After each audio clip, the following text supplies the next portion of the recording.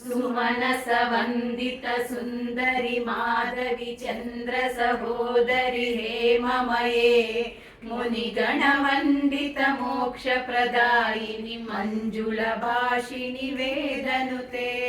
पङ्कजवासिनि देवस्वपूजित सद्गुणवर्षिणि शान्तियुते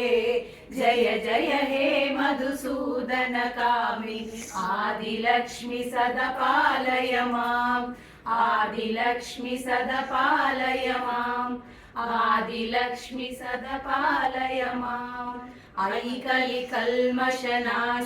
कामिनि वैदिकरूपिणि वेदमये क्षीरसमुद्भव मङ्गलरूपिणि मन्त्रनिवासिनि मन्त्रनुते मङ्गलदायिनि अम्बुजवासिनि देवगणार्चितपादयुते